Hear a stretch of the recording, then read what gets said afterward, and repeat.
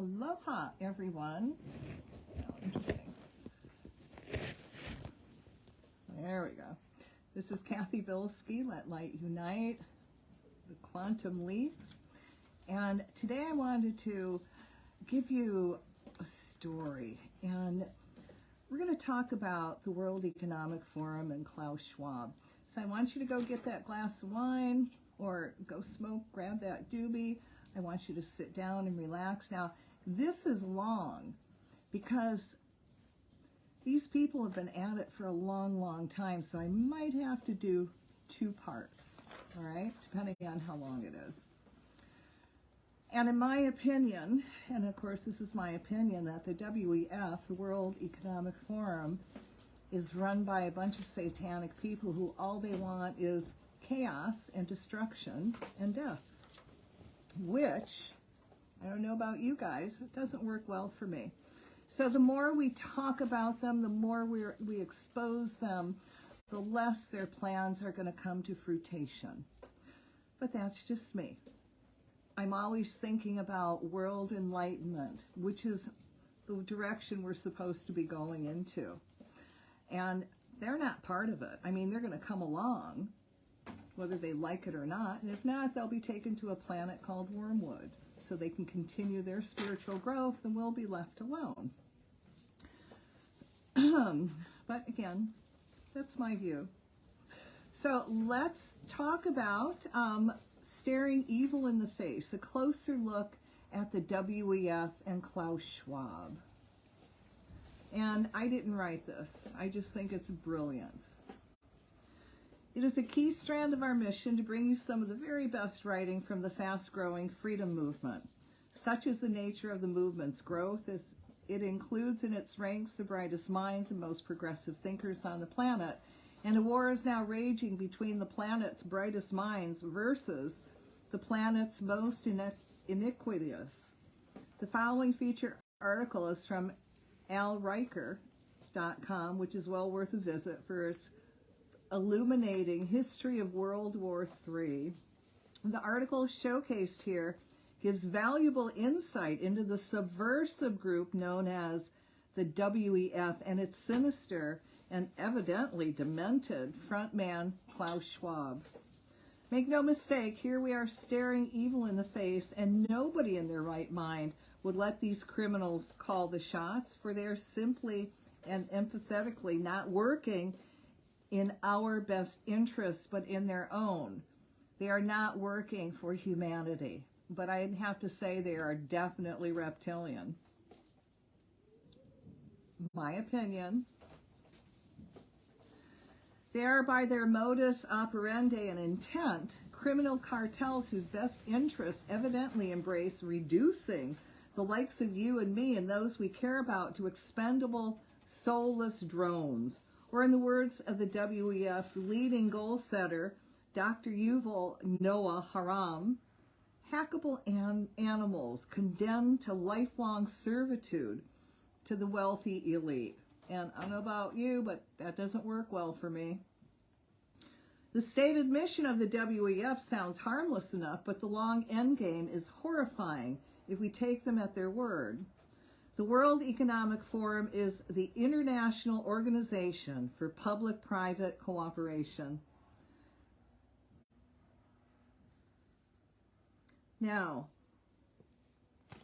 in other articles this man wrote, he also looked at the connections between the tech industry, government, big investment, and central banking that make up what Klaus Schwab, founder and executive chairman of the World Economic Forum, calls public-private cooperation, and showing it to be nothing more than systematic corruption, graft, and corporate welfare. Now, you might as well look at them as a secret society, but they're not so secret anymore. You get to join them, and they will give you everything and, you know, put you in positions of power. You just have to sell your soul and play by their rules and do what they say. Now, this scenario may often be the case, but there have been times in the past when public-private partnerships have been a great deal more than simple corruption and inefficiency. With the dawn of COVID-19 and the World Economic Forum's announcement of the Great Reset, it is vital to examine the other, much darker side of the public-private partnership. As we'll unfortunately see, there are many reasons to be concerned, alongside those who many will call alarmist, about continued progress toward authoritarian dystopia. Now let's get into the dark history of public-private cooperation. At the beginning of the 1930s, pre-war rearmament period in Nazi Germany, Hugo Junkers was the owner of one of the most respected and innovative aircraft manufacturers in Germany. When the Nazis seized power in 1933, Reichskommissar of Aviation Hermann Göring requested Junkers and his business aid in the government rearmament. Junkers declined, to which the Nazis responded to by demanding ownership of all patents and market shares from his remaining companies under threat of imprisonment on the grounds of high treason.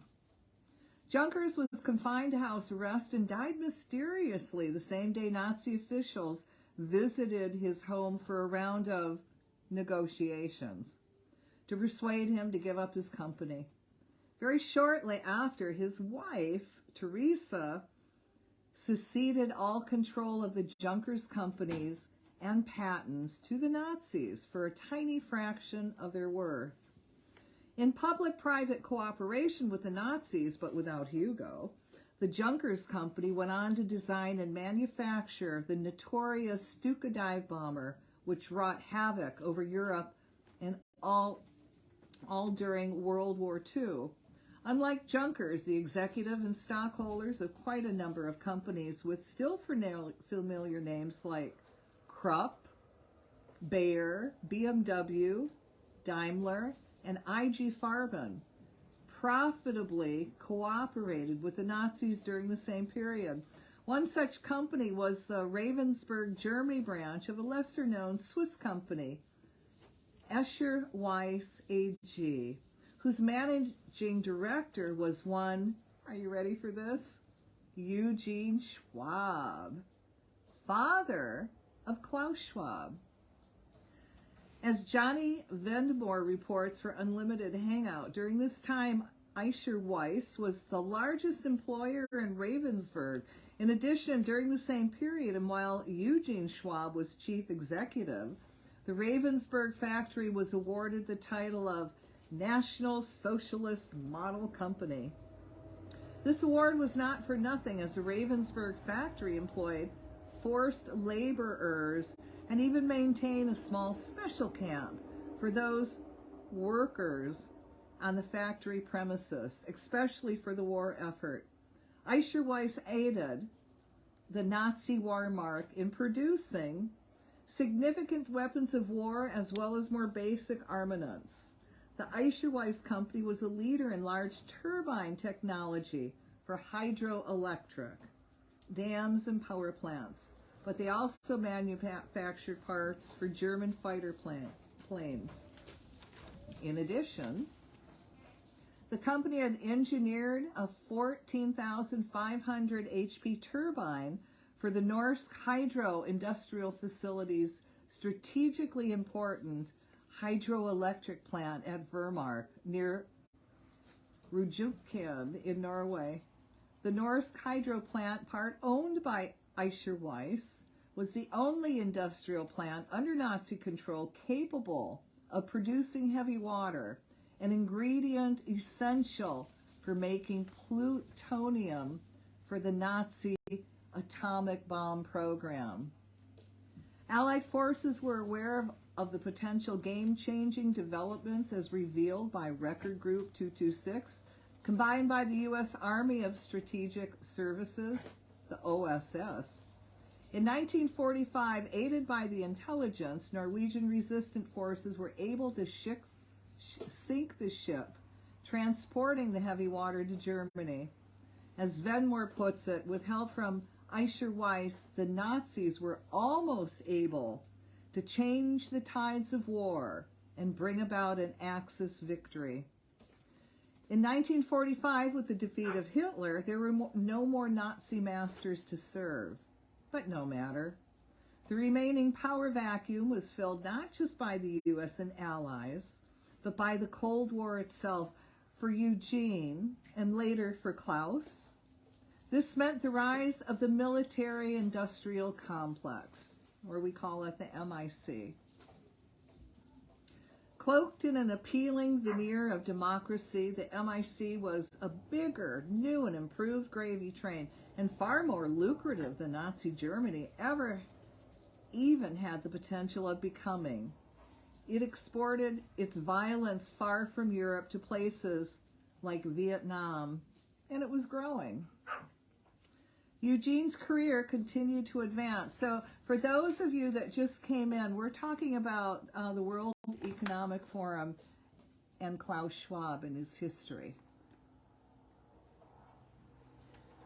So Eugene Schwab, his father, career continued to advance. By 1966, after Klaus had come of age, Eugene was president of the Ravensburg Chamber of Commerce and involved in the founding of a committee for the construction of a railway tunnel connecting Switzerland with Italy. This particular tunnel was never constructed, but his comments regarding the committee show that he was likely a strong influence on Klaus in terms of world philosophy. He defined his committee as a project that creates a better and faster connection for large circles in our increasingly converging Europe, and that thus offers new opportunities for cultural, economic, and social development. Like Klaus and his concept of stakeholder capitalism, Eugene sought to shape the nature of culture and social interaction and use the state to merge them for-profit business. Now, recall the kinds of cultural and social development with which Eugene had been willing to collaborate during the Nazi era in just a short time before. Eugene Schwab inserted himself as a beneficiary of the Nazi war machine, not because he was a Nazi or that he loved war, but because the Nazi war machine was the biggest, most powerful machine available in which to insert himself. By 1967, Klaus Schwab had earned multiple degrees, including a Master of Public Administration from the John F. Kennedy School of Government at Harvard. While at Harvard, Schwab was taught by Henry Kissinger. Kissinger would, of course, soon go on to become President Nixon's national security advisor, as well as a notorious war criminal. Klaus, however, later names Kissinger as one of the top 3 to 4 figures who had most influence his thinking throughout his life. 2 years later, it was Klaus's turn. Oh my goodness, I think I am sinking. All right, just a minute. Ah, there we go. 2 years later, it was Klaus's turn as the director of the newly merged Sulzer Escher-Weiss AG. With his arrival, the company began none other than the illegal proliferation of nuclear weapons technology. Again, according to Vedmore, while Schwab was on the board, the company also began playing a critical role in the development of South Africa's illegal nuclear weapons program during the darkest years of the apartheid regime. Klaus Schwab was a leading figure in the founding of a company culture, which helped Pretoria, that's South Africa, build 6 nuclear weapons and partially assemble a 7th. In addition, South Africa had constructed a reactor as part of a plan to produce plutonium, the Safari 2, located at Pelindaba.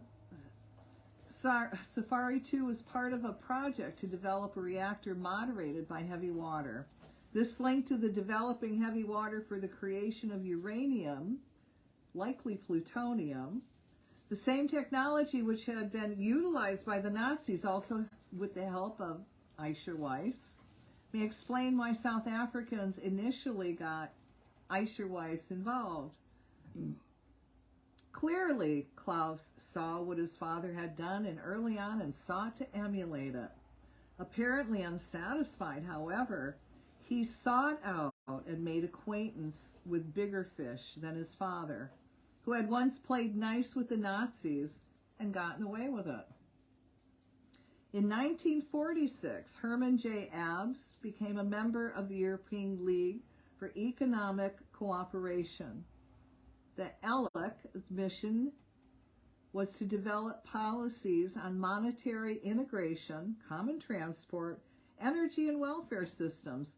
Moreover, the ELEC was generally dedicated to the establishment of the European Common Market, which was the precursor of the European Union. In 1948, Abs was put in charge of allocating the funds of the Marshall Plan to fitting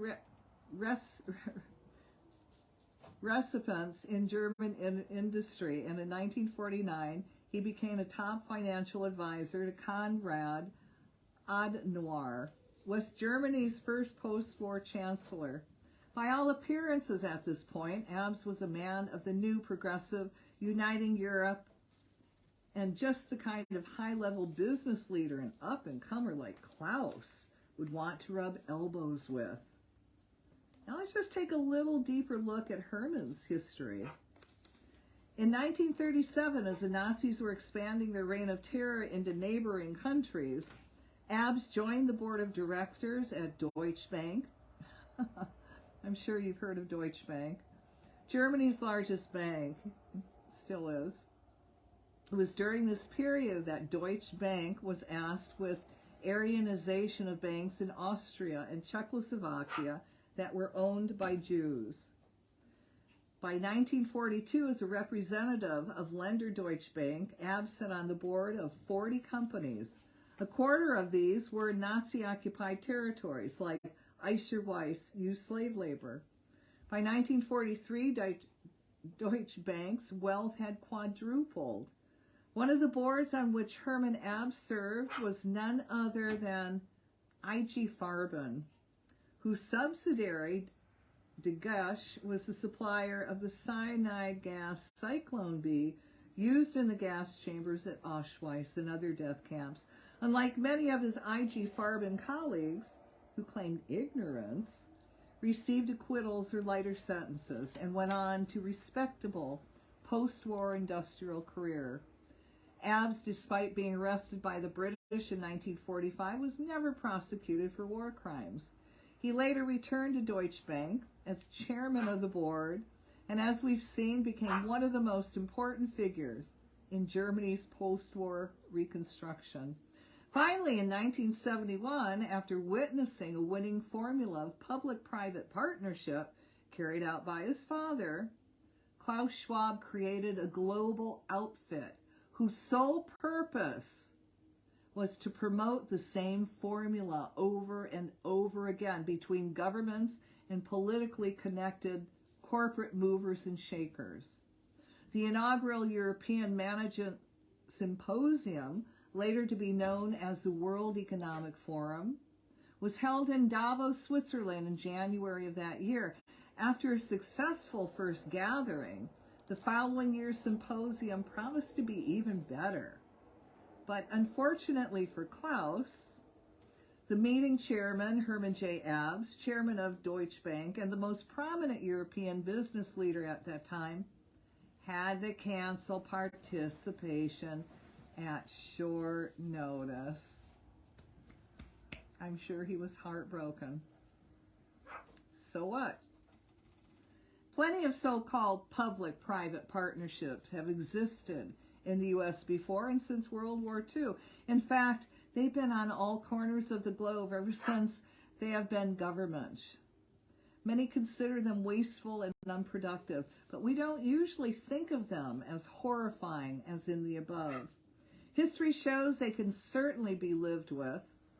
Besides, progressives believe in all kinds of reasons why they're beneficial. So why be so concerned about Klaus Schwab's father and his peripheral role in a long-defeated regime, and whether Klaus may have learned a thing or two from him. We don't live in that world anymore. We've moved on.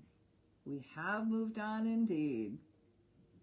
In Klaus Schwab's own words, we stand on the brink of a technological revolution that will fundamentally alter the way we live, work, and relate to one another.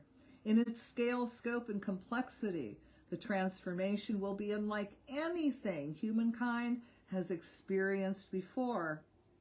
He is describing what he and the crowd that jets to Davos calls the Fourth Industrial Revolution. He continues. The first industrial revolution used water and steam power to mechanize production. The second used electrical power to create mass production. The third uses electronics and information technology to automate production. Now, a fourth industrial revolution is building on the third, the digital revolution that has been occurring since the middle of the last century. It is characterized by a fusion of technologies that is blurring the lines between physical, digital, and biological spheres.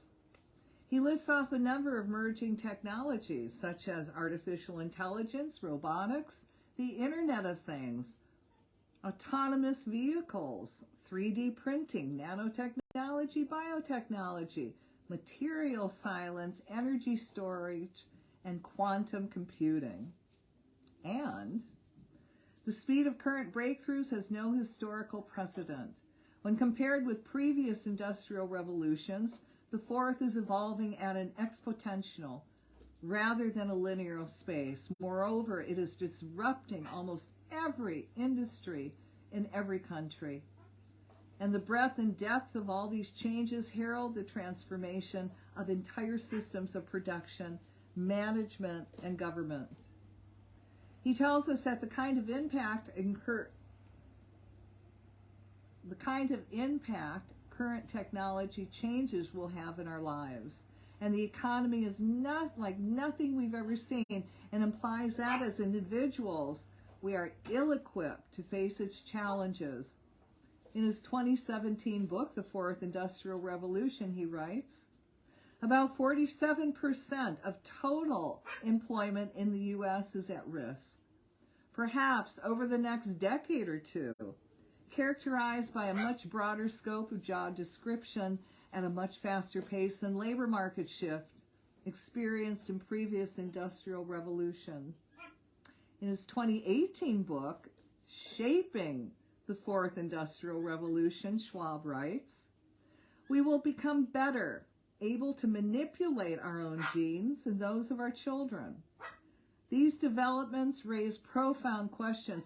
Where do we draw the line between human and machine? What does it mean to be human?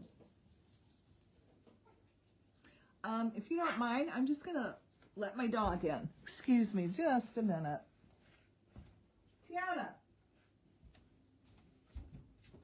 come on. Okay.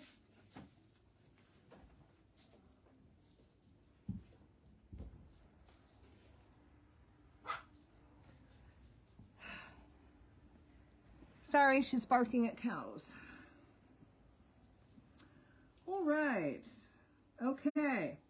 Now, in his 2018 book, Shaping the Fourth Industrial Revolution, Schwab writes, we will become better able to manipulate our own genes and those of our children. These developments raise profound questions.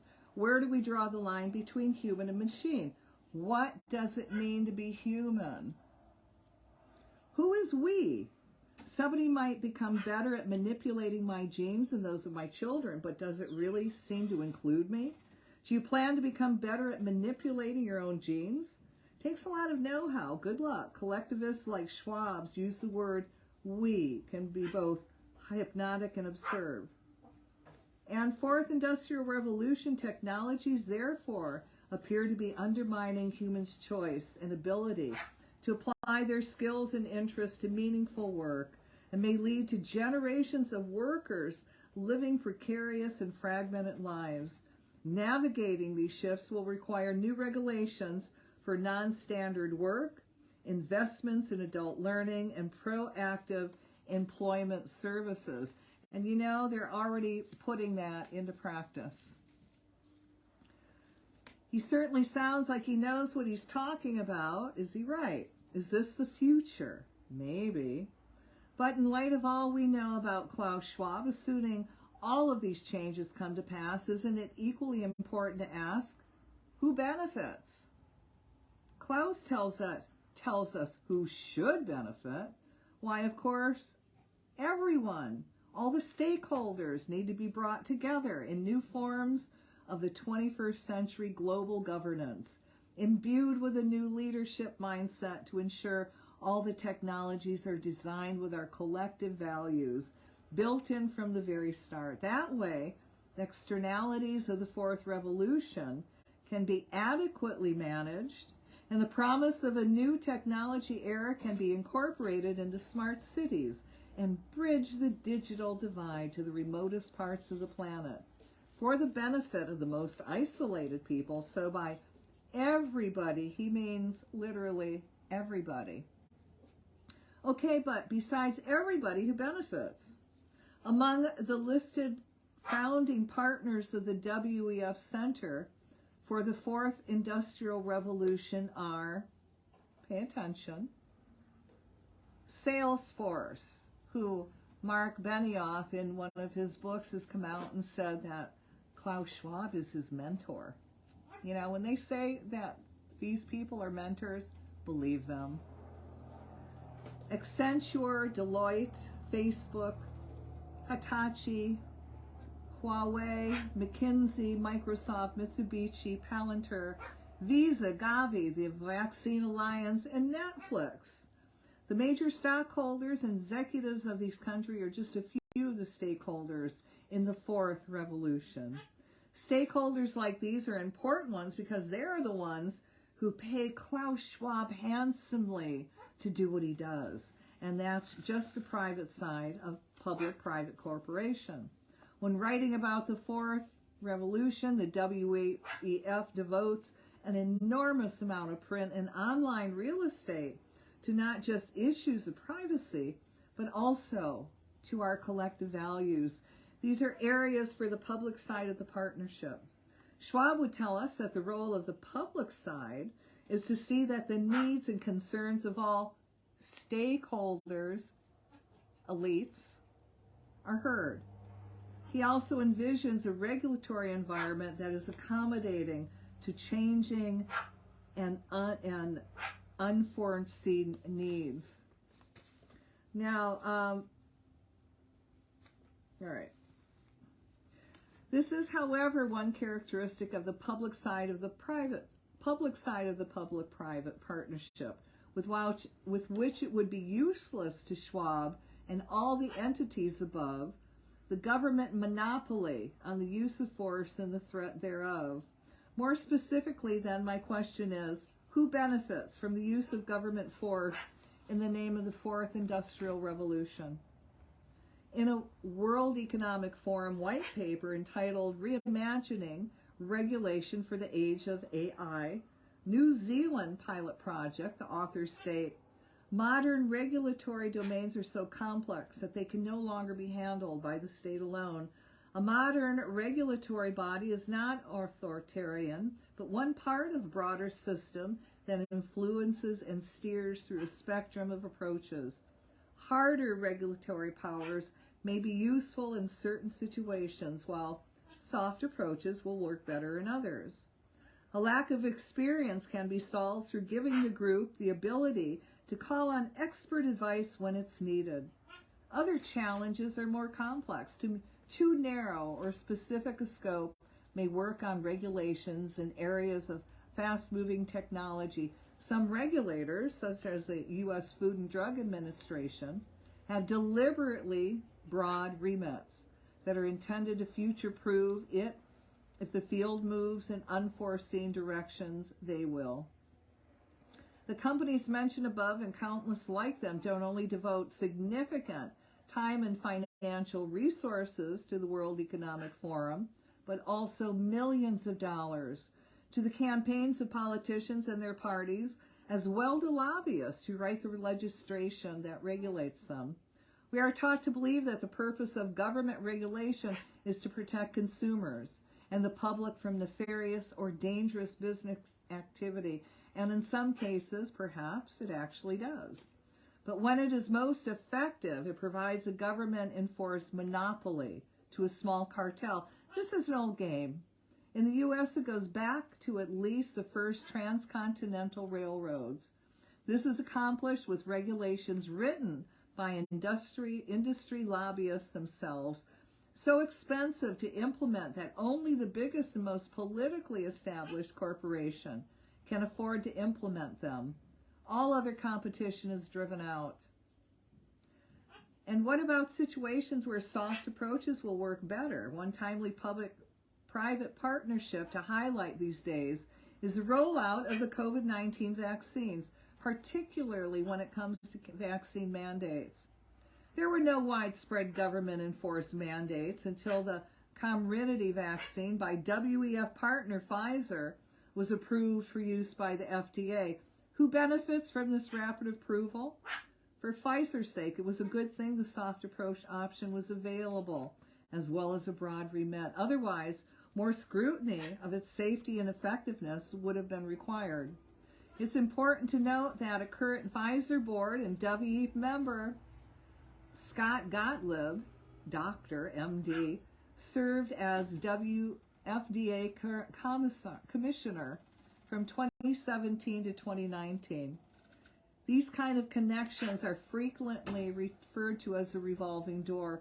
When the WEF talks about soft approaches and said a modern regulatory board is not authoritarian, it seems to me not authoritarian toward the interests of the companies with the most legislative and regulatory clout, whereas it may be quite authoritarian to countless others, like those who are vaccinated against their will to the benefit of Pfizer.